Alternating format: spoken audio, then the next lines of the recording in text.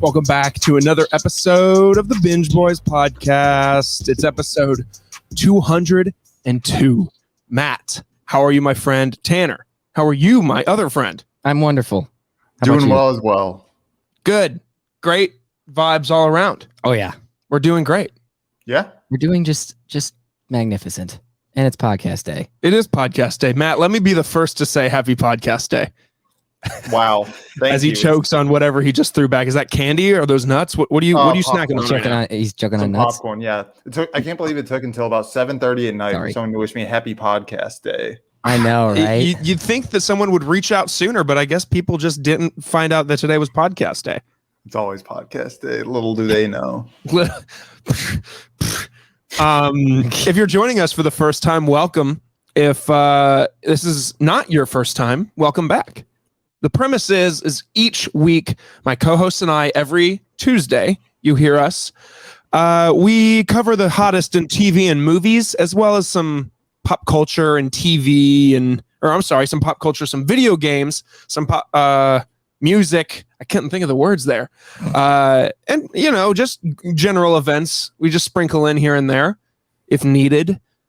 Every Thursday, we release an episode of the podcast where me, Megan and Emily, Turner and Tanner, Matt and me, Mitch, whatever combination of personalities that have been on the Binge Boys before, we break down a movie and we kind of discuss it, its strengths, its weaknesses, the cast. We kind of talk about the whole deal. And yeah, that can be found every Thursday. This week's episode of the Run Through is starring Tanner and roommate Jordan, and we talked about Star Wars Episode 4, A New Hope. It's a good one. That's a doozy. It is a good movie, if you are saying it. More need to say it.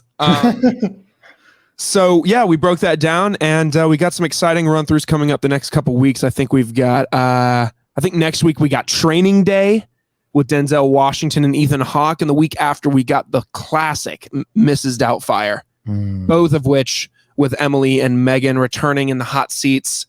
You want to support us? I would love you to. Matt would love you to. I'm sure Tanner would also love you to. Follow us on Instagram, Binge Boys Podcast. That's where you get the reviews, the ratings, the stories, the news, episode announcements, whatever it is. Binge Boys Podcast on Instagram has it covered. Next thing, go tell a friend in need. We're always asking each other, what is the next hottest thing I should listen to or play or download or watch? Well, this is the podcast for them. This is what you need to share. Hey, what should I watch? Well, I don't know, but the Binge Boys know. Here's an episode. Check it out. Hey, should I go see Godzilla vs. Kong? I haven't seen it, but you know who has? The Binge Boys podcast. Hey, I can't think of a third one. Hey, have you listened to J. Cole's new album? No? Well, if you want to hear your thoughts before you're thinking about wasting time or not wasting time on it, check out what the Binge Boys said about it. That's that easy. Just share with a friend. They don't have to listen to the full episode. If there's a segment that you care about specifically, I leave the episode notes in the description of the episode so that you can go in and look for the exact time that we started talking about that subject. Before we kick things off, Matt, what'd you do this weekend, man? So this weekend, pretty low key, trying to keep a little bit more money in my own possession. You know what that's about. Nothing too much. Played some disc golf on Saturday morning. Been years before I did that since I did that, and ended up at par. So that was a plus. There we go. Okay. I had my first challenge after seeing Seaspiracy. My girlfriend's mom loves seafood, so we went to a seafood restaurant, and I learned that they have a very good pork chop since I just couldn't do it. You couldn't do it, really? Did you tell them why you couldn't do it? No. You didn't want to be the guy that's like, actually. Yeah. I'm not gonna do that, especially when it's not. If it was my mom, I'd feel differently. But when it's the girlfriends, you gotta play the game. Sure, you gotta hide your feelings. Yeah. That's really it, man. What did you guys do this weekend? What did I do this weekend? Oh yeah, I worked. Luckily this weekend we got a lot of family stuff going on, so I will be off. So next week's Beyond the Binge will be much more entertaining from me and Tanner's perspective. A bunch of our family's coming into town this week for his sister's actually graduation. She graduates high school. Oh yeah. So her grad party's this weekend, and we're gonna mob. We're gonna have a lot of family in town. It's gonna be great. Big ups. It's gonna be a big evening. Shouts to Tess. Big evening. Big evening. Yeah. But I think I honestly just watched, the things we're gonna talk about today in between shifts or before a shift or after a shift, and that was pretty much it, man. I didn't really do anything cool. This wasn't your weekend, but I did see it on your Instagram at Logan Lewis 96. Yeah. I did it as well. Went to a Major League Baseball game in the post-pandemic world. Yes. Oh no. I went and saw. I think it was Tuesday night. Actually, it might have been Wednesday night. Saw the Braves play the New York Mets. I thought I was going to say Nets for some reason. Watched the Atlanta Braves play the Mets, and it was fun, Atlanta, I'm not sure about Indianapolis, Matt, but Atlanta is just full-blown, like, maximum capacity at the stadium. No masks are required. If you're vaccinated, of course. But anyone at this point could just say that it's not like they're checking. But it was a lot of fun, honestly, man. It'd been a long time since I've been to a ball game. I'm not a huge sports guy, but I enjoy the social outing of a baseball game. And Catherine's really into baseball, and the Braves specifically. So I know it was something that we'd wanted to do since we started dating, and we hadn't been able to because we started dating right before COVID hit. So we mobbed, we went, we had some fun, had some ballpark food, which was always the highlight, of course. Yep. Had a few drinks. Shouts to Coors to being able to sell me their Coors Seltzer, which I had never had before until this. I mean, it was a black cherry seltzer, and I can confirm it did taste like every other black cherry seltzer. Yeah. So that sponsorship just went away then. All right. But you know whose sponsorship I haven't hit up yet, but I'm definitely going to after this episode? You can't go to a ballpark game. This sounds like an ad read. It's not. We had some Dippin' Dots at the baseball game, and you know what? Dippin' Dots just hit. It is the ice cream of the future, and I do feel like entering 2020, we are in the certifiable future. Yes. Matt, what was your post-COVID ball game experience? It was good. So yeah, I guess not unfortunately, but we went to Cincinnati since Indianapolis doesn't have a major league team, and my favorite San Francisco Giants were in town. I can give the origin story of my fandom later, but yeah, it was limited capacity. But like my immediate family was there, so we mobbed there, and we were able to all sit together and basically had the section to ourselves, and had a good fatty brat. That's always good. And then some local Cincinnati beers. Shouts to, don't remember their name, but the Spin IPA. Was a fan. How about that? Yeah, I mean, I did say that they were at maximum capacity, but that doesn't necessarily mean that. I mean, it's not like every seat was filled. Yep. Shouts to Tanner's White Sox there. But there's a good amount of people. I mean, it felt busy. There were still people masked up. I mean, older folks were maxed up, and maybe a few younger parents with younger kids were masking their kids up. But for the most part, it felt like it was pre-COVID. And I don't want to pretend to be one of those guys that is going to say I have social anxiety. I don't know how to interact with people because I was in lockdown for so long. But like, it felt weird being back out at a game. I'm sure you guys felt the same. Yeah, definitely. Just like there's a line for the bathroom. I haven't had to deal with this for a whole year at this point. A lot of like, excuse me there. I'll go this way. You go that way. It's like everyone's lost their fastball on that one. luckily, all three of us something can relate to. The Midwestern like whenever I say that down here, and I'm sure you relate when you say it down here too, Tanner. People are like, where's the ope come from? What's the ope mean? Like, how do you spell ope? It's like, I don't know. OPE? Opie? Mhm. Ope. And yeah, it'd been a while since I've had to do the Midwestern ope. And did just like you, Matt. Tanner, what'd you do this weekend? Friday night, I went to this pizza place called Blue Moon. Oh yeah. Yeah. Shouts. And You did. yeah. I forgot about that. Me and roommate Turner surprised him. Came and visited me at work. Pizza's good, although had a lot of pizza that day beforehand. Oh, because you were Before I working. had more pizza. Oh yeah, that was a lot of pizza that day. But Double Zod up. oh yeah, I was Slinging za. I was more than Zod up, slinging Zaza. Trademark. And then Saturday, I worked, came home, went to a grad party, Yeah. came home from that. Ooh, Sunday, I slept till 1:30 in the afternoon. Wow. Haven't done that in a long time. I haven't had the chance in such a long time, and I just was like, screw it, I'm not getting out of this bed. And then 30 minutes later, friends show up. So yeah, and then So you mobbed. oh yeah, the rest of the night, long night. All right. Oh yeah.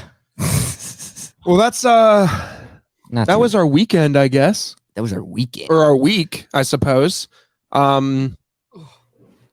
Yeah. Oh yeah. How about some headlines? Let's Do some few headlines this week. We got some trailers to talk about, but I reserved that for its own segment. Seggy. It's getting its own seggy here after these headlines. So I'm gonna breeze through these headlines. First up, this is kind of the breaking news of the day. It was announced that Timothée Chalamet is going to be playing Willy Wonka in Universal's Wonka origin story, based around, the guy on the candy bar. Do we need it? It says here in a story reported by Deadline, Timothée Chalamet is set to play Willy Wonka, devoted to his adventures prior to opening up the chocolate factory. This is going to be the third film in the Wonka franchise, first of which with Gene Wilder playing the character, and then Johnny Depp in 2005. Chalamet beat Tom Holland for the role. That's kind of. It says Chalamet was the top choice for a while, but scheduling conflicts had to be worked out because of the training he needs for the musical numbers. And the director of the film is going to be Paul King. Paddington 2. Paddington, yeah. Paddington 2 director Paul King's directing the movie. So yeah, Matt, I don't necessarily think we should spend a crazy amount of time on this, but does this push the needle any direction for you? I don't care, but I think I did see on Twitter the working title for this by Joke Makers is Candy Joker. Yeah, I think I saw something along a similar context that this movie's going to be a dark origin story based around Willy Wonka, Joker, very Joker-esque. And I don't need more of these Joker comparisons. Joker deserves to be on its own. Disney's calling the upcoming Cruella a very Joker-esque movie. And this is a Disney movie. I'm sure it's rated PG, and I doubt we're going to see or people in the streets. So oh god. Okay. yeah. Okay. I was like, yeah. what? So I miss that scene? we'll see. Tanner, this might get you excited. Maybe not. GTA 5 has finally been announced for the next generation consoles. This is something before the consoles launched last year that Rockstar had been hyping up for some reason. And we're just now going to get it this year. November says, well, what an amazing article here from Real Sport. Should have known before. November 11th, 2021. Is the release date.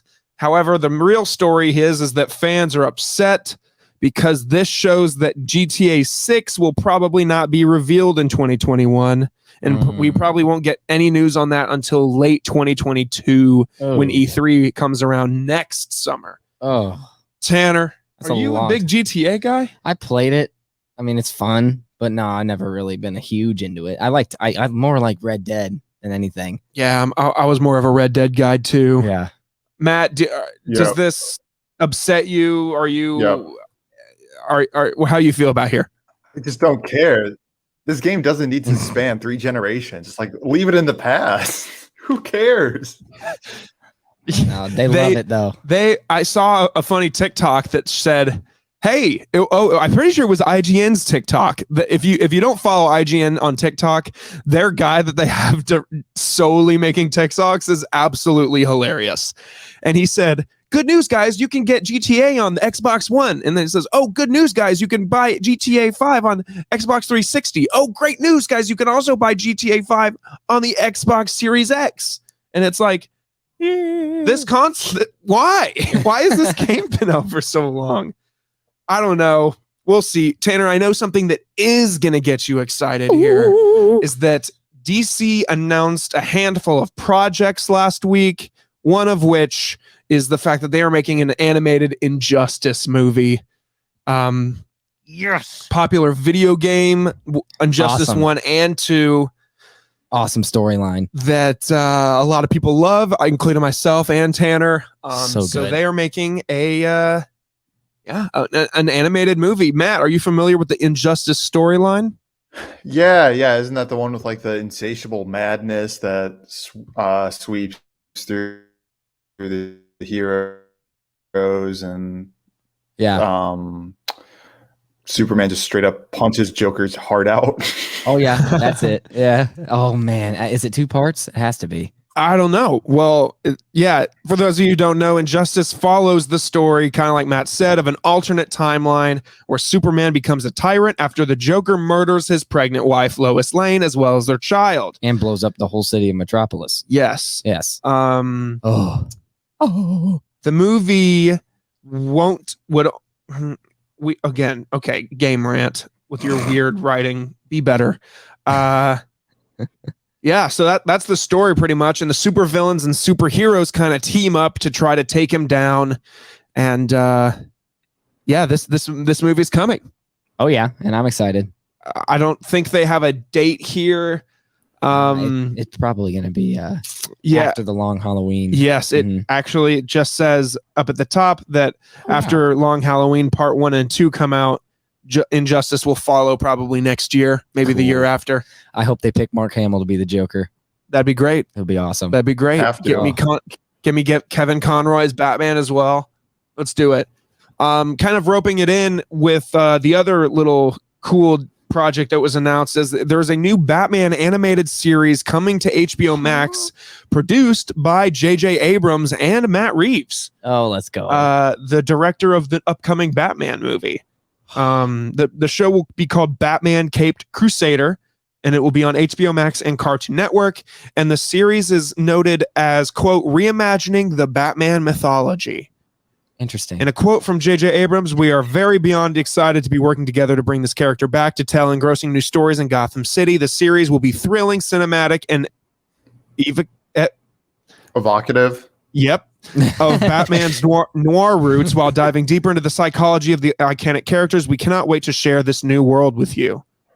Let's go. You says here that there's no details again, but this is the poster of the show. It looks like a very unique art style. It looks mean. HBO Max and Cartoon Network also ordered a brand new Superman animated series as well. My Adventures with Superman, with Jack Quaid from The Boys voicing Superman. Which one was he on The Boys? Couldn't tell you. Me neither. Haven't even seen it. What? Haven't seen it. What the hell? I know. It's What on the in the list. hell? With me loving Invincible as much as I do. Yep. The Boys is sure to follow. Matt, did you ever watch The Boys? No, I never did, but same with you. Told I was love it, just kept slipping down the list. I get it. Yep. So there we go. Let's some go. New DC projects on the way. Let's go. Yeah, how about that? Batman. Oh, bring me more Batman content daily. But before we move on to some of the films we watched this weekend, there's some trailers that came out, two of which we'll spend a little bit of time on, and one of which we might talk a little bit more about. The first of which is Snake Eyes. Snakes. I'm sure you're wondering. Yes, Snake Eyes, the G.I. Joe character, an ancient Japanese clan called the something welcomes a tenacious loner, Snake Eyes, after he saves the life of their heir apparent. Upon arrival in Japan, the clan teaches him the ways of the ninja warrior while also providing him something he's been longing for, a home. This movie is going to be distributed by Paramount, and it's based on Snake Eyes and G.I. Joe. Yeah, Matt, were you a G.I. Joe fan? Did you watch the G.I. Joe movies that came out years ago? What's your take on this? I think I just watched the, like, when I say original, I mean like the first live action movie in like the series that like we got. And I thought it was a lot of fun. But I don't know who was asking for the GIJCU. But we're getting it apparently. Yeah, I remember a lot of rumors back in the day when the Transformers movies were really popular about how they wanted to do like a Hasbro extended universe where eventually there'd be a crossover between Fast and Furious, Transformers, and G.I. Joe all in one movie. Oh no. Which, hey, if written and done properly, Fast and Furious with Transformers, That would be cool. could be cool. I'm not saying we need it because we definitely don't. But the concept of the fact that these action movies revolve around cars and Transformers also revolve around cars, they could figure something cool out to do. I mean, imagine Vin Diesel driving Optimus Prime. Optimus Prime. That'd be kind of badass. That would be totally cool. The issue you run into is that John Cena's in both, so they'd have to figure something out. Yep. You're not wrong. Tanner, does this give you any interest at all? Absolutely not. Sorry. I'm unfortunately I'm kind of on the same turf with Tanner here. I didn't see the G.I. Joe movies back in the day. G.I. Joe was never something that wowed me as a kid. I was more of a Ninja Turtles kid. So me too. It seemed like I'm sure there's people that loved both, but you were either like Ninja Turtles or G.I. Joe. I was Ninja Turtles kid. Or like Ninja Turtles, Power Rangers. I never was a Power Rangers kid either. Me neither. Were you, Matt? Casually. My parents didn't let me watch anything with like fighting in it until I was, I don't know, they just said okay one day. But in the age demo of Power Rangers, I was not allowed to watch.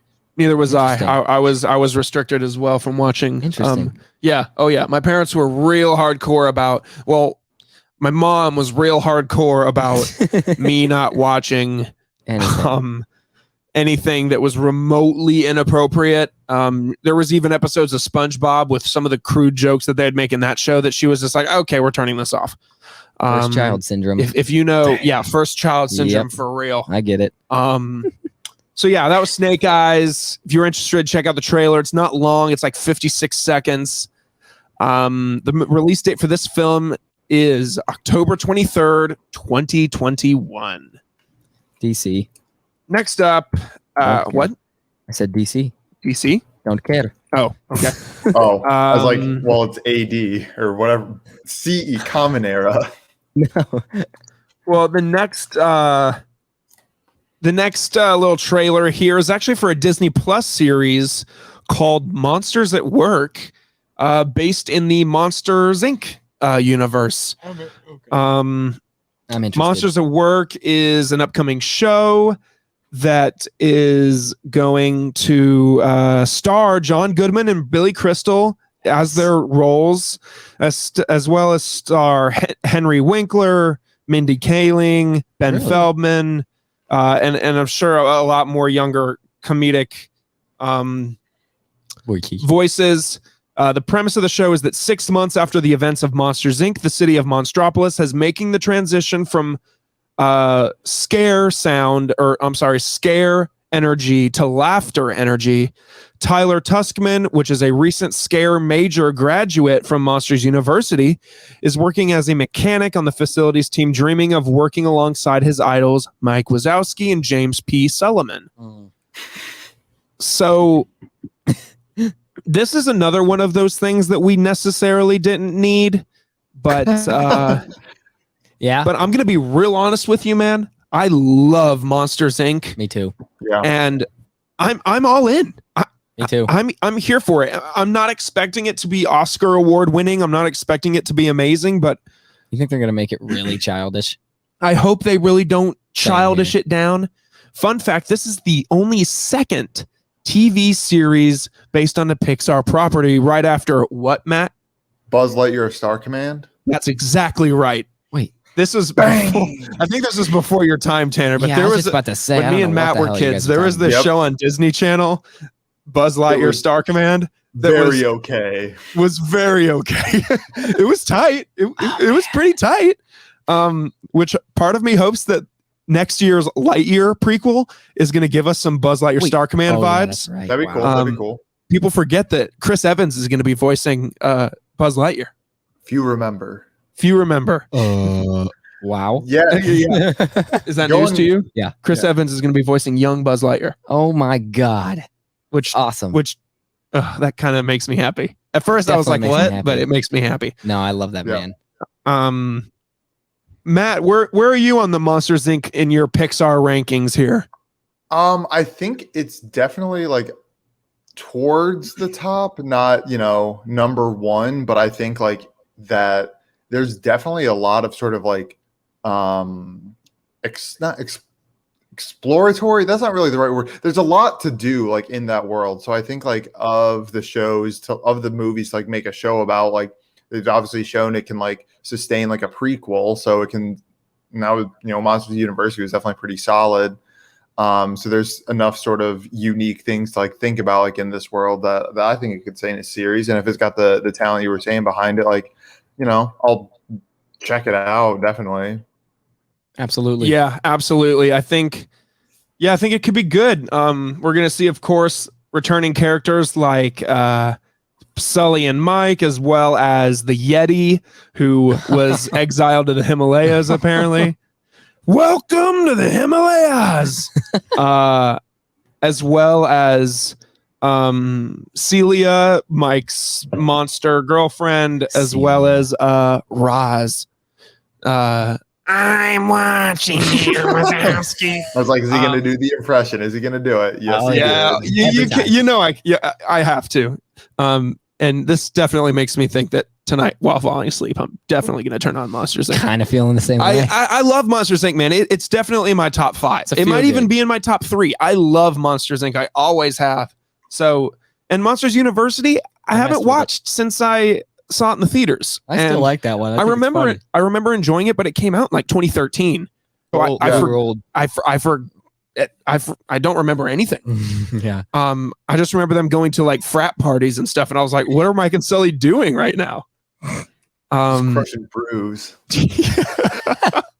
Sully was. So yeah, I think we've all got our eyes here loosely on Monsters at Work that starts streaming July 2nd, 2021. Oh, that's pretty soon. Pretty soon here.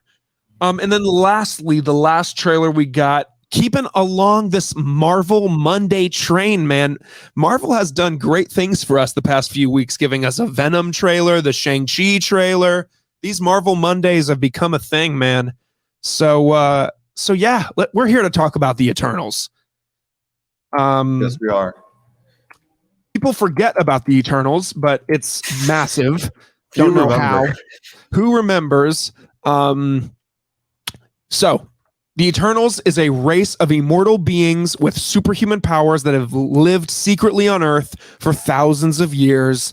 They've all been their separate ways, but they're finally coming together to reunite to battle the evil deviants. The movie is directed by Oscar award-winning director Chloe Zhao, and it releases this year on November 5th. Matt, this is, I think I can speak for all of us in saying that this trailer was definitely something we've never seen before from Marvel, kind of keeping it on the same train that Shang-Chi was, right? Like Shang-Chi looked very different than anything we've ever gotten before. Definitely. Are you hype? Are you like cautiously optimistic, or what? How are you feeling about this? I think I'm full on hype. Like, this has been in the can for so long. Like, I don't feel like they've been delaying it. I think they've just kind of been waiting for the rollout of phase 4, and just they have their timelines of how they want to like reveal stuff and roll it out. So I'm not worried that this is just like a turd they're trying to like do it, because they're putting it right in the prime season. So and just my only reservation, and I trust Marvel to do it, is like always the question of like, okay, so this person was here that was like all powerful and could fix like any world problem. They saw World War II happening and were like, nah, that's good. So what's gonna like force them out of hiding or whatever? What's it gonna be? Yeah.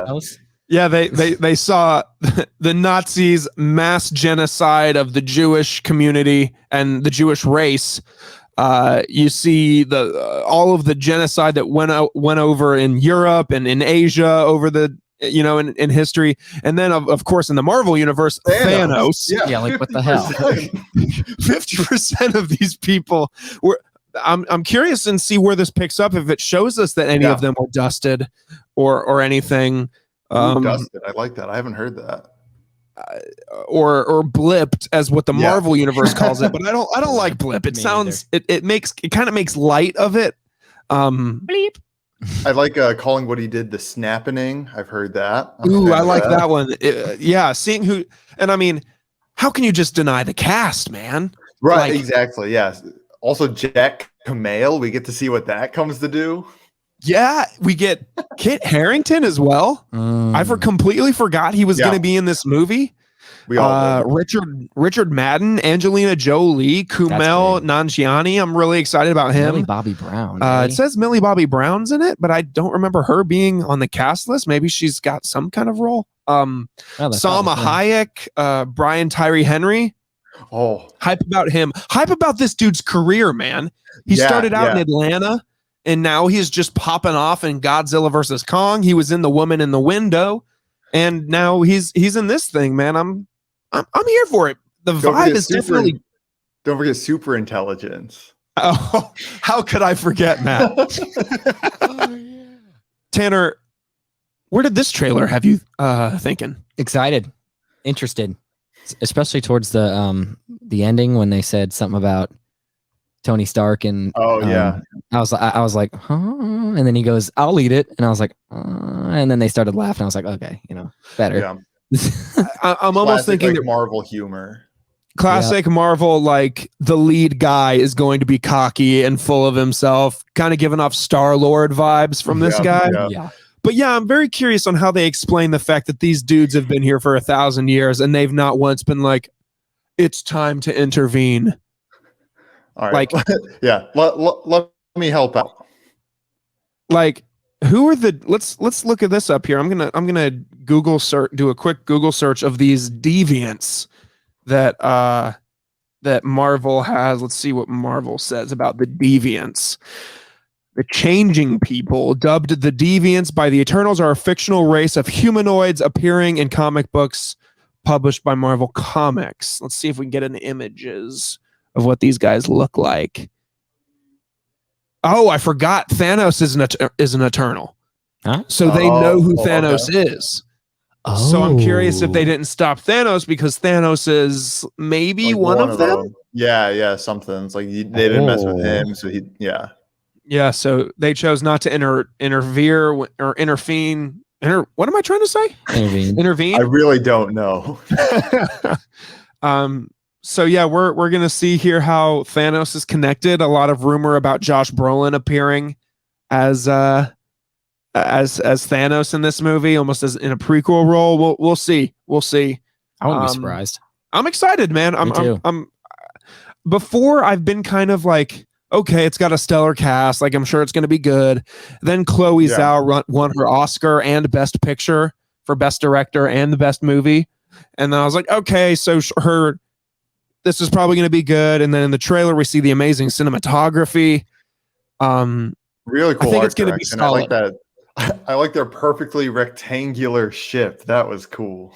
Yeah, that was dope. I'm wondering, do you ever watch a trailer for a movie and think like, that movie looks 6 hours long? Yep. Oh, this movie looks 6 hours long. It looks like a thick boy for sure. It's going to be a thick boy, but kind of like whenever I watch the trailer for Dune, I'm like, man, that looks like a 4-hour movie. And oh yeah, I'm excited to see it. I think we're all on Team Eternals now. I am, for sure. And that ship, you just made me remember the ship. How cool. Like, that's probably gonna be the reveal scene right there when they reveal themselves to the world. Yeah. The ship appearing. Oh. Yeah, we're excited. We're on. We're ready for the deviants. Speaking of superheroes keeping it on that train, we can go in on Jupiter's Legacy episodes 3 and 4 now. Yes. Tanner, I know you love this show. I love this show still. So tell me what you liked about episode 3 and 4. Backstory of the Utopian. Dope. And it's kind of terrifying. The dad is terrifying. Josh Duhamel? No, like his dad. His dad. What he's saying, yeah, it's terrifying. And then did you catch Red Foreman? That was Red Foreman who. Oh my girlfriend thought that was him. She's like, "Is that Red?" I'm like, "Oh, I forgot Red you haven't watched it." What? That '70s show. Yeah. Oh yeah, no, I have. No, damn. Yeah, and that yeah. Before he ate that bullet, I was expecting him to put a foot up an ass. Gonna look pretty stupid with my foot in your ass. Yeah, but I like it. I'm really interested, and to find out that the rogue superhero, it was that George guy, and that George guy was the dad of the guy with the freaking stick. That, what is it called? I don't know anything of like any of the names, any of the nothing. It's just good. The jumper stick. God, yeah. And when he freaking said the big man's heart, I was like, huh? And then it came back all bloody. I was like, oh, damn, this guy's a cold-blooded killer. Well, he wasn't, but now he is. Matt, where are you right now with Jupiter's Legacy? I know me and you texted a little bit back and forth this morning. Where are you at right now? I'm a little bit stocked down on this show after these episodes. Like, yeah, they're giving us like more backstory of the Utopian, but I'm just not interested. Do either of you watch Lost? Yeah. Yes, I did. I watched like the first season. I am getting major late Lost vibes of just like its backstory and it's answering questions, but it's just not like interesting answers. Like, this origin story is taking forever. Like, I feel like they're trying to have it mirror like the whole arc of the sort of like current day storyline, which we'll get to that in a second.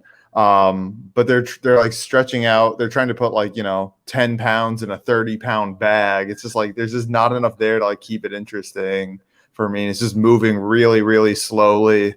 And then in the present day, they just have not done a very good job of linking stories together. Like you were saying, yeah, there was the son of whatever the Batman analog's name is. And yes, it was like connected and we can see like how he like intertwines, but I just don't care.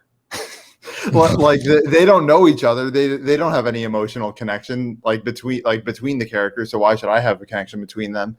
And the whole episode focusing on the daughter was just like sad and so sad. I feel like, but also like she made nothing but terrible choices the whole time and is suffering terrible consequences for it. So I'm sad, but I don't feel bad, if that makes sense. So they're going to have to really start bringing some of the things a little bit more together and sort of ground it a little bit more to hold my attention for the last half of the season. Yeah, I'm very much so. I'm down bad. If I'm honest, I have no idea what either of you are talking about. I don't remember shit from these episodes. I remember the daughters episode vaguely. Huh. I just remember that one being the more entertaining one of the 4 that we've watched so far. Interesting. I to be honest, I don't want to crush your soul because I know you love this, man, but I don't give a damn about this show. If we stopped watching it right now, I would probably be more happy than I am to finish it. I'm having a hard time not finishing it. Really? Uh-huh. You can keep going. I'm going to. I'm sorry. I mean, we will finish it out. We started it. We'll finish it. Yeah. But because it's been so painfully slow to me too, I'm curious how they stick the landing and end the show or end the series. Because from what it said on Netflix, it said it's like volume 1. So I assume that means like there's gonna be more. There will be. And I just like Josh Jamel too. And I do too. And I like the backstory stuff on him, but like I just don't know what I'm watching. It's so like, slow. I have no idea what's going on. What are the reviews? Like there's a lot of people that like it. Yeah. There's a lot of people that like it. But man, like I feel like if you put like a test in front of me right now, like a 30 question test, I would get 2 questions right. I have no idea what's happening. Comprehension game, just stupid. I mean, it's not even the show's fault. It's to Matt's point, like some of the things they're doing, like the pacing is just slow, so like, holy fuck, like come on, let's go. But like you're finding it like amazing. I know, isn't that weird? Do you feel as strongly about it as you did Invincible? Oh no. Okay. Well, Invincible's a different breed. Yeah, I loved Invincible, but this is just amazing. not. Maybe it's a disservice me going straight from Invincible to watching this because Invincible was highly entertaining. We'll talk about it next week on what are we watching or what are we binging. It's the first episode of the month. So we'll talk all about all the little miscellaneous stuff we're watching. But either way, back to Jupiter's Legacy. I don't know, man. I can't review these episodes. I can't because I don't know what's happening. I really, truly don't know what's happening. That's hilarious, dude. It's sad because Catherine texted me the other day. She was babysitting all weekend, so we didn't spend any time together. And she texted me. She says, I guess I'll start this Jupiter's Legacy show. And she was like, I'm really enjoying it. And I'm like, how? What's going on that you find entertaining? You really do got to pay attention that they cut from back, like old time to new time to old time. And sometimes, I mean, I always end up watching it really late at night. I'm always just like, wait, what? Sometimes, but then I'm like, and then I just rewind and I'm like, oh, okay. Yeah, it does. I don't know, man. I'm just not all in yet. We'll see. We still got. I like that Battlestar 5, 6, dude. 7, and 8. Yeah, true. And I like that Battlestar villain. So we'll see. He'll come back. Yeah, like he wasn't in this last 2 at all. So yeah, not at all. Still, like keep thinking about like, oh, that clone of him was just like completely shrugged off. It'll come back. I'm sure they'll come back and everything will come full circle and they'll all fight. But also that's like, if you're going to have that like plot thread through, like have some sort of care about it in like the 2 episodes since we've like heard anything about it. Like, you know, maybe comparing to Falcon and Winter Soldier or WandaVision or something isn't completely fair, but I feel like that was always good at sort of like, you know, mixing around. It's like, okay, here's the status of this, here's the status of that other thing, here's the status of this, like making sure like that all the things that were going to come together by the end were properly set up and sort of given their due.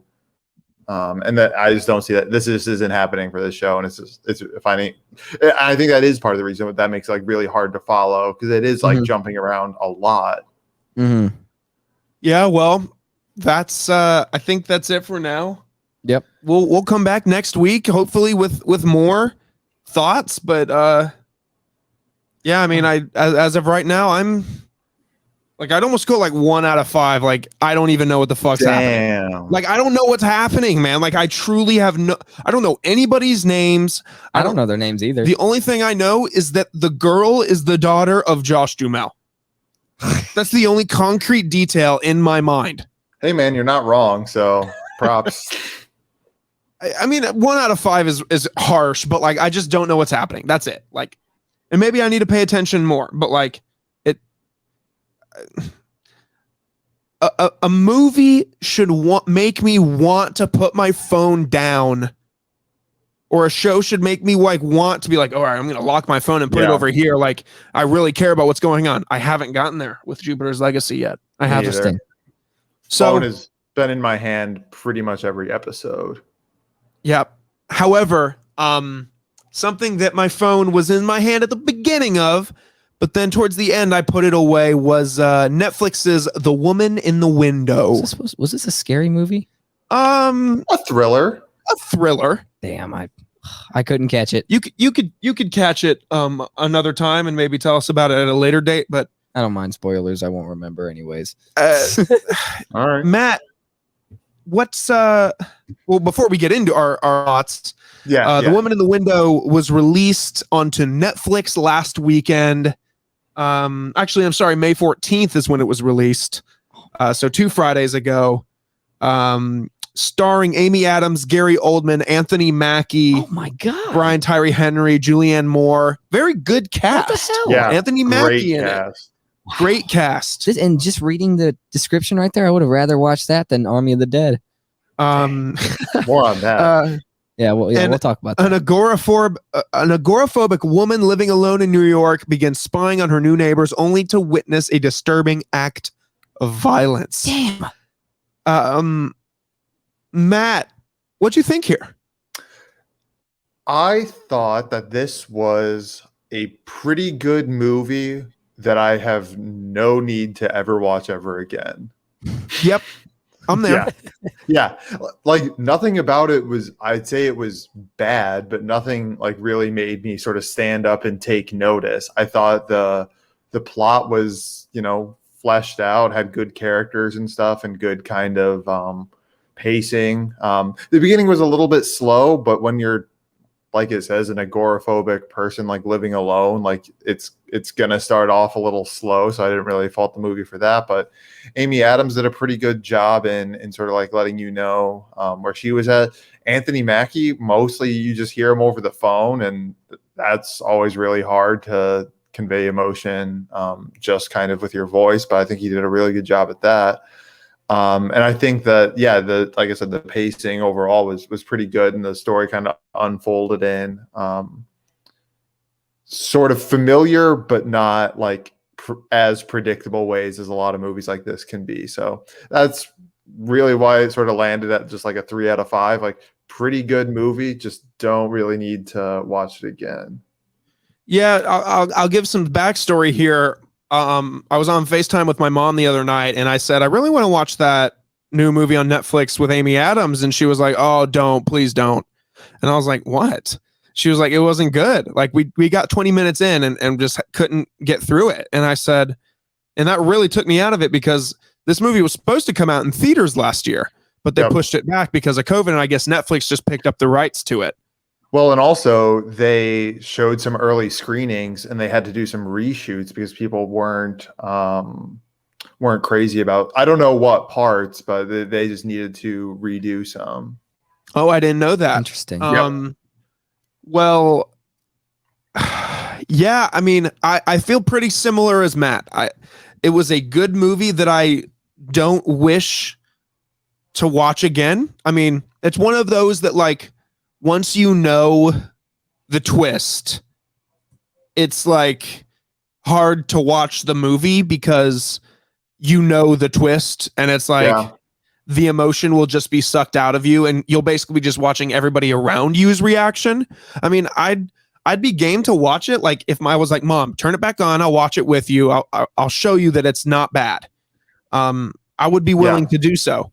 But otherwise, yeah, I mean, the cast all around. I'm a low key big Gary Oldman fan. Same here. He was good. He was, and he did really well. And so did Julianne Moore for the brief time she was in the movie. And Brian Tyree Henry always just comes in and does his thing and dips. I mean, he's tight, man. Yeah. Same with Anthony Mackie too. Like very brief role, but the points that he was in the movie, I was like, oh, Anthony Mackie, okay. Yeah. I think my one issue with like the story was the end with who ends up being the villain of it, I guess we can say. It was a bit cheesy. But they always kind of are in movies like this. Like it's hard to have it be a really like well thought out sort of villain reveal or whatever you want to call it. Yeah, when you finally do get to see who's the villain of the story, you're like, You're like, oh. And then it happens, and then like he's of course doing his villain monologue while the main character and the villain face each other in the end. And he's like, I was there the whole time, just watching from the shadows. And it's like, oh, shut up. We've heard this 50 times before. There was a specific scene that involved a certain gardening tool that I found very disturbing. When that happened, I was like, oh my God. Didn't like that at all. Didn't like that they showed it. I mean, didn't need to see that. Could have gone my whole life without seeing that.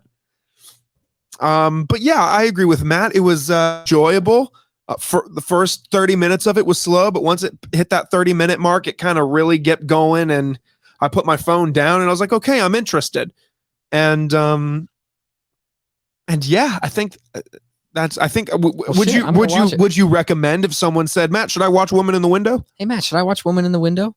If you're into sort of like thrillers, this is like a solid use of like maybe not prime movie watching time, but maybe like 4 p.m. on a Saturday. Okay. It's like you're not going to use, it's not going to be the headliner show. You're starting at like 8 or whatever if you're in. But this is like a good warm up. That's a good way to describe it. Yeah, it's the pregame. Yeah. If you do what I did, if you have a shift that morning at 10:30, you wake up at 8, can't fall back asleep, and you're scrolling through Netflix, and you're like, oh, this is only about an hour and 35 minutes. I'll throw it on. Quick. It's an efficient movie. It is efficient. It does what it has to do in an hour and a half. So unlike our next movie, let's get on to our next movie, which is Army of the Dead. Army of the Dead, directed by Zack Snyder, starring Dave Bautista, Ella Pernell, Ana Rodriga, rated R, released also onto Netflix this last weekend. Following a zombie outbreak that has been contained in Las Vegas, a group of mercenaries take the ultimate gamble, venturing into the quarantine zone to pull off the greatest heist ever attempted. Okay. Tanner, I will let you go first. Logan. Oh, okay. Oh, you want me to start us off? Go for it, Mr. Logie Blowerstein. Okay, I'll start it off. I'll start it off. You came in with the highest score, so I think you started off, and we just get more negative from there on out. I'm down for that. Okay. I'm intrigued. I kind of wanted you guys to go first so I could kind of swoop in and save the day. But if we're gonna go the dark route, we'll do it. Okay. I'll start by saying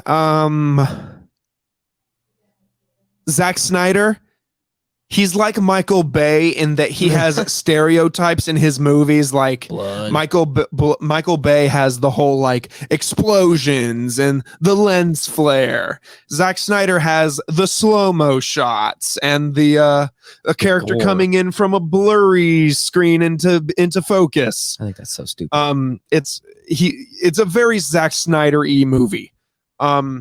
It also, one of the things that I liked most about this movie that a lot of movies don't do is that this movie knows what it is. This movie knows that it's a zombie heist movie. It doesn't take itself super serious. There are some serious elements to it, like some family issues and father-daughter situations, but for the most part, I'm going to be honest, I had a fun time watching it. I had a blast, to be honest. From the second I turned it on, like I'm not a huge zombie movie guy. I'm not a Dawn of the Dead or Day of the Dead or Evil Dead. I'm not any of those kind of movies kind of guy. But I just had fun watching it. And the cast, there's a few cast members, few characters I didn't care for. But for the most part, man, over the course of the movie, I started to like some characters. I also liked a lot of some of the elements the movie dove into. My only real complaint is the 30 minutes longer than it needed to be runtime. Oh. There was a 30 lot minutes of longer. I was thinking 45. There was bingo. so much. Really? Should have been an hour 30, 45 tops. You think so? That's what type of movie it is. That's what I think. Yeah. Man, I honestly, I usually don't dog on movies too much. no, you don't. Which I know I just complained about how it could have been 30 minutes shorter, but I would have watched 30 more minutes of it. I would have watched a 3-hour zombie movie directed by Zack Snyder if it all took place in Vegas, if it was more zombie killing. But if it was more outside of that, I could have done without it. And that's where I think the movie shines the most is, of course, the second they set foot into the city limits of Las Vegas. That was cool. The 25 minutes before and the 25 minutes after, or the 15 minutes after. And it looked good. Not needed. And yeah, the special effects were amazing. The zombies looked really good. The zombie tiger was badass. That was cool. It was cool. You can't. We'll go full spoilers on this one. All three of us watched it. You can't tell me that scene where the tiger ripped that man to shreds, weren't cheering for that tiger. We all wanted that. That guy was a bitch. That's why he had the most gory death because Zack Snyder knew. Yeah, he knew that everyone was just wanting to see it the whole time. And I wanted Batista to snap his neck. The tigers? No, or his. The douchebags. I forgot his name. I think there's. I don't know anybody's names. Also. What I really enjoyed, and maybe I'm just on a zombies high because Tanner and my roommate Turner and I have been playing some nonstop Call of Duty zombies lately, the past month or so. True. So maybe I'm on a high, but the movie just made me want to go play zombies. I was like, now it's my turn. I want to be gunning down motherfuckers. Trying to get all my thoughts out. I kind of almost want to just sit back now and let you guys go and try to defend the movie. Good try. Tanner, okay, yeah, so like Matt said, it gets progressively worse in terms of our opinions. I give it a 4 out of 5. It would have been a 5 out of 5 if it was 2 hours and some of the fluff cut out and some of the bad writing for the characters I didn't like cut out. It would have been a 5 out of 5. I had a fun time watching Army of the Dead. I'll say it. Will I go back and watch it again? Maybe I will, because Turner expressed interest as well of watching it, and I said I might watch it with you this week. Oh, but I'm interested to see what he would. Would I buy it on Blu-ray? No, I would not. Would I have paid to see it in the theaters? Yeah, I would have. I probably would have too, thinking it was. I enjoyed it, man. Go ahead, Tanner. Go ahead. Right. I enjoyed it a lot. So, the only reason I gave it a 3 out of 5 was Dave Bautista. That's it. He was great. Really? You didn't like it at all? I would have given it a 2. But I mean, it's not that I didn't like it. I mean, it's just I like the action, the gore, the tiger. That shit was cool. The what the hell? The zombies? Like what the? Okay, so this the guy with the fucking mask. This is the shit, thing, man. This is the zombies. This is the thing that and the daughter. God, I just wanted to reach through the screen and punch her in the face the whole time. I was just like, "Are you shitting me?" The whole ending is her fault. Because she had to go save that damn woman that she let go. Wait, no, she didn't let him go. But she had to go save him. Hey, the ending is also, mind you, she had no idea they were alive. She just went. She said, "Fuck it, the nuke's gonna hit in an hour. I'm going." Yeah, you got to think if a nuclear bomb's going off in the city of Las Vegas. I'm holding on to my own balls, not someone else's. And definitely holding on to my dad's big ass. My dad. His big ass arms. I'm definitely not leaving his side. What the fuck? Here's a pistol. How about you go try to save her yourself? She went by herself to go find the girl, and she took a pistol. Oh my god! In one clip, she ran out of ammo. I was like, "You didn't bring another clip, you dipshit." Here's another thing that I will compliment. A lot of movies don't do this. They showed the characters reloading. That is true. A lot of movies don't do that. They did show the characters reloading. That is true. So you got to give them that. But how many damn clips how many clips can you put in your pants? Yeah, ever so many. Oh yeah. But what was it? The ending part when she was getting attacked by the old guard. That was messed up at the beginning though. The guard from the quarantine camp. Recognize that guy? No. He was the villain in season 2 of Luke Cage. Oh, I never saw that. Dude, the whole first 20 minutes of the movie, I was like, who is this douche? Because in that show, he's the same vibe. Like, get up in your face, yeah, I'm better than you, mother. That's what that guy plays. Oh, yeah. Is just douchebags. And you notice, the girl at the end, when she was getting attacked by him, and she had the gun pointed, an inch from her head, or his head, and she just couldn't shoot him, but then shoots, the main zombie down the hall, straight in the forehead, like 4 times in a row. I'm like, Jesus. I'm like, what's this? This movie. I honestly was laughing at some points. I was like, what the fuck? I was just like, what is this? Before I let Matt take it, I liked that this wasn't just like a horde of slow moving zombies. I liked the concept of there being like alphas. Like, I liked the concept of there being zombies that maybe it was a little too far having them like actually be able to like think for themselves. But like, and they had a baby. I liked the idea of them being alpha, like better than the rest. Like, I assume that guy, the main villain zombie, I assume he was the one that broke out of the truck at the beginning, right? He was the first one, right? Okay, yeah, I didn't even make that connection. So, I sound like there could be a plot hole in that. Okay, so they say that if you're bitten by an alpha, then you become an alpha, right? Yeah. So how do the other zombies happen? Is that the biggest plot hole? That's a good point. How do the other slow-moving zombies come about? Maybe from airborne. The main one has to turn you to become an alpha, but then that's right. Yeah. Oh, that's right. That's why that he specifically came into the back room and would grab people one by one, because he's the one that turns them alpha. Oh, and that also reminds me of the ending with the why did it take that guy so long, the one who came out of the safe, to turn? That's a good point. I don't know.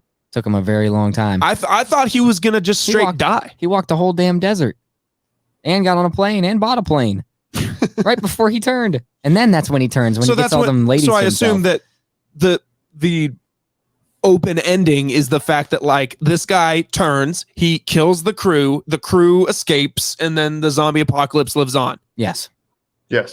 Well, this is a whole cinematic universe coming up with this. There's Army of Thieves, that's going to be a prequel starring the Safecracker. There's what was it called? You're for real? Are you for real about it? I'm for real. There's a Army of the Dead Lost Vegas spin-off happening. That's an animated series.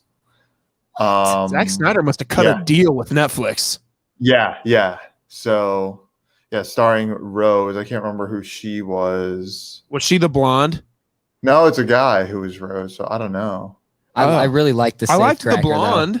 I don't even remember. The girl, the badass. Yeah, she was cool. I liked the Safecracker too. Yeah, he was funny. He was good comedic relief. All right, Matt. Comic relief. Bash this movie, Matt. Go. All right, so you guys started off, or Logan, you said that like this movie knows what it is. I completely disagree. This movie had a very inconsistent tone. It wasn't like a full-on parody like Zombieland, but wasn't a full-on like action movie either. When the whole events of the movie start because a guy is receiving some in the car loving from his soon-to-be wife, and that causes everything to happen. Like, you can't start with that and then have it be deadly serious as it was like throughout. And I avoided being this guy talking about why people shouldn't eat seafood at a seafood restaurant, but I'm gonna say it here. Wasn't a big fan of the opening montage of reckless violence in Las Vegas, the site of a major recent mass shooting. Wasn't the biggest fan of that. Not quite the best taste. Probably could have done it a little bit different. Could have chosen a different city there.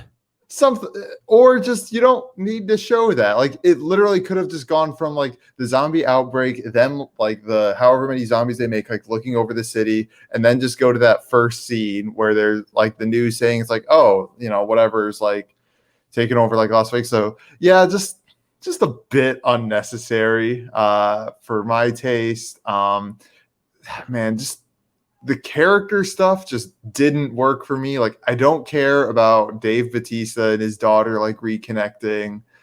Like, neither of them are really giving me much to like go off of. The action, it was good. Definitely that was one of the positives for it.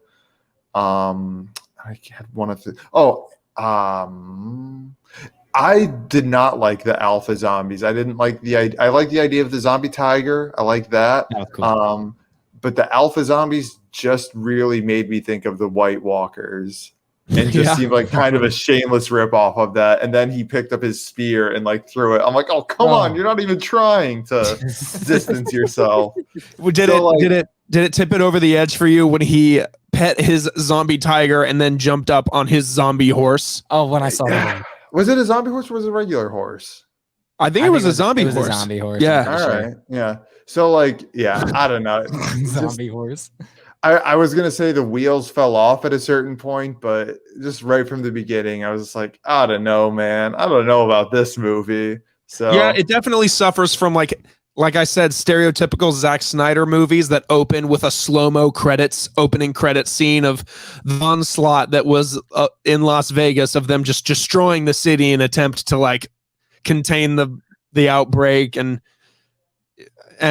watching naked women run down a hall, naked zombie women run down a hall and eat a man in a Caesar costume. Like, yeah. I forgot about that. And coming from a guy who like finds like things like that uncomfortable. I'm not a very comfortable guy when it comes to scenes of like people getting like their necks ripped out. Like I don't like watching that kind of stuff. Yeah. But I just didn't have a problem with it for this time. I don't know. Maybe this is a weird one-off. Like who knows? The next zombie movie I might just hate. But for some reason I just dug this one. I just really like Dave Bautista. He did great. He was a badass. Well, he is a badass. So I actually watched an interview on soon-to-be-canceled Ellen, and that's how we're going to refer to her now. Yeah, and he gave his story, and he's a really good story. And it kind of gave me confidence that he can act. He can carry a movie. He did carry this movie. He carried this movie. Mm-hmm. I mean, none of those other characters are A-listers. Would you consider Dave Bautista an A-lister? Not really. He's a side character. He's a major side character in the MCU, so that gives you at least like B or C. Mm-hmm. Yeah, he's recognizable, but not everybody knows his name. Yes. Yep. Also, same interview that he did talking about Army of the Dead. Ellen was like, "So I think I heard a rumor that you're going to be done with Drax," and he was like, "I am going to be done with Drax. I'm done after Guardians Volume 3." So like, this dude's really like. Bye-bye, Marvel. For the reason he stated was like, I'm going to be 55 when this movie comes out. Bitch, Harrison Ford is in his 70s and he's doing Indiana Jones, whatever, 8, 7, I don't know, 6, 5. But I also heard that on the other hand, he wanted out of Star Wars as soon as possible. Oh man, yeah, true. He wanted out after the New Hope. Yeah, he wanted to get killed off in the Empire. What a guy! What a douche. Yeah, there you go. If you. Who would you recommend this movie to, Matt? Anyone who doesn't mind ultra violence and has an obscene amount of 2.5 hours to kill. I know. I will agree in saying that when I flipped on the movie and I saw on the Netflix profile page or whatever you call it that it said 2 hours and like 38 minutes, I was like, ooh. I was like, God damn. I was like, okay. This is a stolen joke, but I need a reverse Snyder cut of this movie. I love it. Oh man, I don't necessarily need a sequel or an extended universe. Netflix, well, too bad. But I will watch it. Yeah, I probably will too because of this, and you will too. Yep. So I can bash it again on this podcast. Keep queuing them up, Zack Snyder. We'll keep dunking them down. Yeah, exactly. He's throwing us fastballs. Yeah. Well, we're just talking a lot of sports right now. Oh yeah, absolutely. 4 out of 5 from me, 3 out of 5 from Tanner, and 2 out of 5 from Matt. Army of the Dead on Netflix. Check it out if you'd like. There's a lot of mixed reviews on the internet about this thing. 2 of the YouTubers that I've watched over the years, ever since I was in middle school, both enjoyed the movie. And that gave me the confidence that I wasn't completely in the wrong. Because after I saw y'all's scores, I was like, am I crazy? So then I went and watched video reviews on YouTube. And I was like, okay, so the internet's very mixed on it. Mm-hmm. As they are on every other Zack Snyder movie that's ever been done. Very polarizing director, not a very consistent one. That's what I've been on both sides of him. I really like Sucker Punch, and we all know what I think about Dawn of Justice. And, the Snyder Cut felt 4 hours long. This to me didn't feel like 2.5 hours, except for the beginning 30 minutes and the last 15 minutes. Agreed. Like after the nuke went off, they could have crashed that helicopter and just black screen ended it. That's what I thought they were going to do. I thought they were going to too. And I was like, oh, how did she survive that? Whatever. I don't know.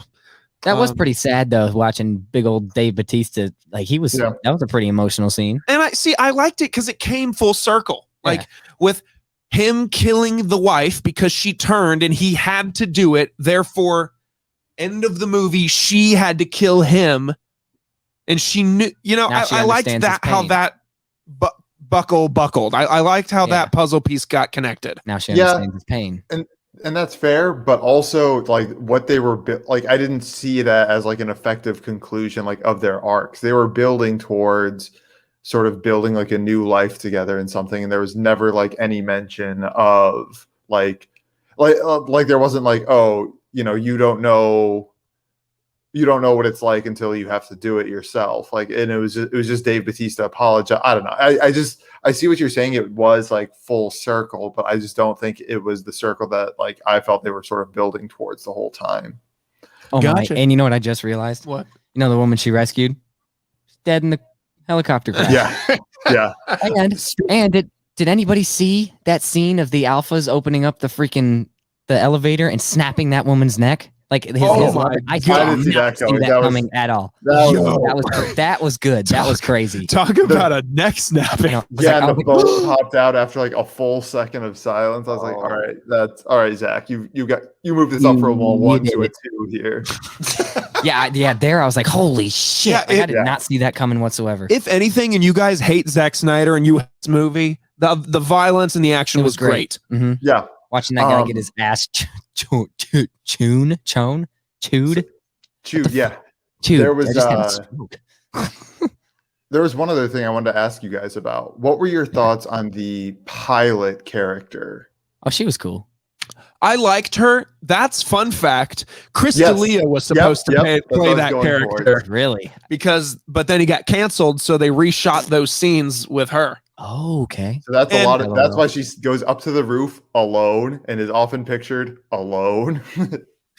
because she was at one point a man alone. I can see Chris in that role, just the sarcastic douchebag. Yeah. But she did great. I think she was fine. I like her. She's a good comedic actress. Tig Notaro. She's done other stuff. I just can't think of what else. She's on Ellen a lot. She's a really big. There's been talks of her replacing Ellen. Okay. So and I could be there for it. She's very funny. In real life is the same character of who she played in that movie. Very sarcastic, very dry. She's good. Her intro was funny. I hate my life just enough to, like, I forgot what she said, but it was funny. Like $2 million will change it significantly. Well, that's Army of the Dead, guys, and that was episode of Binge Boys 202. Woo! Next week, we've been chattering. Tanner and I are going to get to see A Quiet Place Part 2. Let's go. Matt has made it known he's not a horror guy, so Not Matt will skip out on the Quiet Place 2. However, we're also going to try our best. I know it's a holiday weekend, and like I said at the top, Tanner and I have a lot going on. We're going to try to catch Cruella. How are we going to do that, by the way? We'll figure it out. All right. We have Monday too. True. Remember? Oh yeah, we can see it during day. So we could see it. We could record late Monday still, but we'll see. It depends on the vibe of the weekend. We'll just talk about throughout the week and see how it goes. I have a feeling on Sunday I won't be able to, just because it's like, I mean, I'll be able to sneak away. I have no idea. Yeah, I really don't know what's going to happen. I checked the run times for these movies. Quiet Place 2, right around an hour and a half. Beautiful. Happy about it. Cruella, don't say it. 2 hours and 15 minutes. That's gonna be too long. I'm calling it here. Yeah, I'm not disagreeing with you at all. If anything, they should be flipped. The run. Yeah, if anything, Quiet Place should be 2 hours and 15. Yeah, Cruella should be an hour. They're going to show origins of the outbreak. How are they going to fit this all into a movie? He knows. What I he's watched doing. reviews this morning, and they both say it's outstanding. I trust Jim. I trust John Krasinski with those movies. But anyway, yeah, we're gonna try to catch Cruella, Quiet Place 2, and we'll dive into the next 2 episodes of Jupiter's Legacy, right? Yeah. That's what it's called. And we'll also get into what we've been binging lately. And I think Tanner wants to talk Invincible. Yes. And I know Matt has some other shows as well on his mind. So it's going to be a great episode of 204. We'll see you for 203 on Thursday for the run through of Star Wars. And we'll see everybody next time. Bye. Ooh. See you. Let's put this movie here on this projector here. Try to get this to work. It's Oh, there it is. There it is. Oh, there it's coming. It's coming. Oh, look, it's Army of the Dead. Oh God, I'm walking away. Oh man. Say, hey, where you at?